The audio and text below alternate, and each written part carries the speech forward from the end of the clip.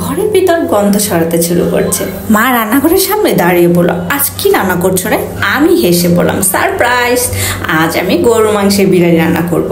এই জন্য আমি আগে থাকতেই পেঁয়াজগুলোকে ব্রেস্তা করে নিয়েছি। এখন ব্রেস্তা উঠিয়ে নেওয়ার পর তারপরে আবার পেঁয়াজ কুচি দিয়ে সেখানে দারচিনি, এলাচ, তেজপাতা দিয়ে আর ভেজে নেব সুন্দর করে। পেঁয়াজটাকে একটু ভাজা হয়ে আসলে সেখানে আমি দিয়ে দিব মানে আদা রসুন বাটা।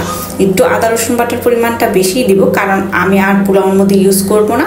এখন মাংসের মধ্যে যতটুকু ইউজ করব ওই পরিমাণটুকুই দিয়ে দিব।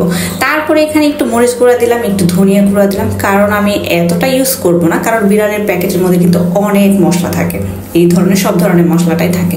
এই জন্য আমি আমার পরিমাণ মতো মানে অল্প অল্প পরিমাণ মতো দিয়ে নিলাম। এখন মশলাটাকে ভালোভাবে কষানোর পর আমার একটা মানে সিক্রেটভাবে মশলা বানানো আছে বিরিয়ানির জন্য, ওইটা আমি এখানে দিয়ে দিলাম। ওইটা দেওয়ার পরে আমি এখন বিরিয়ানির মশলা, আমি বিরিয়ানির জন্য এই প্যাকেটের মশলাটা ইউজ করছি। এই প্যাকেটের মশলাটা দিয়ে যখন আমি বিরিয়ানি রান্না করি, উফ এত মজা লাগে খেতে, কি বলবো। এখন আমি মাংসটাকে আগে ছোট ছোট পিস করে কেটে নিয়েছিলাম, তারপরে এইগুলোকে মশলাটা যখন কষানো হয়ে গেছে তারপরে এখানে দিয়ে দিব।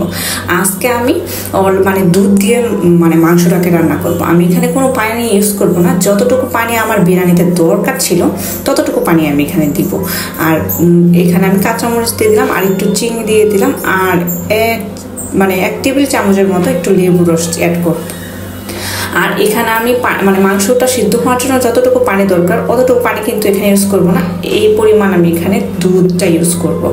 মানে দুধটা দেওয়ার কারণে মাংসটা খেতে কিন্তু খুব মজা লাগে। এইভাবে যদি আপনি বিরিয়ানি না রান্না করেন, কিন্তু মাংসটা যদি এইভাবে রান্না করেন না দুধ দিয়ে, মানে এতটাই মজা লাগে, মানে আমার কাছে তো খুব ভালো লাগে। আর সাদা মাংস তো আমার এমনি ফেভারিট মানে রান্না করার জন্য। তারপর মাংসটাকে এখন কষানো হয়ে গেছে, তারপর সুন্দর করে একটা উঠিয়ে রাখলাম একটা বোলের মধ্যে। তারপরে এখন আমি মানে চালটাকে সুন্দর করে ভেজে নিব। চালটাকে যখন ভাজবেন দেখবেন ভাজতে ভাজতে একটা চালের থেকে একটা ঘ্রাণ বের হয়ে আসবে, এত সুন্দর ঘ্রাণ, মানে ঘ্রাণে ভরে যাবে ঘরটা। তখন ভাজা হয়ে গেছে বুঝবেন, তখন আপনার মানে রান্না করা মাংসটা বিরিয়ানির মধ্যে দিয়ে আবার বিরিয়ানিটা আর মাংসটা একসাথে রান্না করবেন, মানে ভাজবেন। কতক্ষণ ভাজার পরে তারপর আমি এখানে মানে গরম পানি ইউজ করবো, তাহলে কিন্তু পানির পরিমাণটা একটু কম লাগবে। যাই হোক, আমি এখানে 1 কাপ পরিমাণ চালের জন্য 1.5 কাপ পানি ইউজ করতেছি। এখন আমি আপনার মানে অনুযায়ী আপনারা যতটুকু মানে পরিমাণ মাংস বা মানে চাল নেন অতটুকু পরিমাণ হিসাব করে পানিটা ইউজ করবেন।